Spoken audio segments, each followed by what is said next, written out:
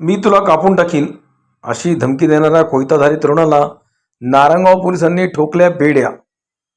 येथील bank of इंडियाच्या शाखेतील एटीएम मधून पैसे काढण्यासाठी गेलेल्या तरुणाला कोयत्याचा धाक दाखवून शिवीगाळ करून तुला कापून टाकीन अशी धमकी देणाऱ्या आणि गर्दीच्या ठिकाणी कोयता दाखवून शिवीगाळ करणाऱ्या रोहन गणपत सपकाळ वय 24 राहणार नारायणगाव याला नारायणगाव पोलिसांनी बेड्या ठोकल्या असून गुन्हा दाखल केला असल्याची अधिकृत माहिती नारायणगाव पोलिसांचे सहाय्यक पोलीस निरीक्षक प्रवीण सपांगे यांनी एक वास्तव बातमीपत्र झंझावात न्यूजला दिली.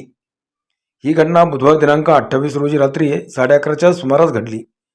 या प्रकरणी एच जयसिंग भुजबळ वय 23 राहणार नंबरवाडी वारुवाडी यांनी दिलेल्या फिर्यादीनुसार रोहन गणपत सपकाळ वय 24 राहणार नारायणगाव याला अटक करून गुन्हा दाखल केला आहे. यश हा बुधवारी रात्री एटीएम मधून पैसे काढण्यासाठी गेले होते.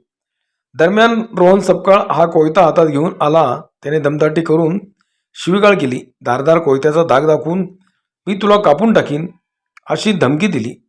या घटनेची सीसीटीव्ही फुटेज सोशल मीडियावर व्हायरल झाले आहेत.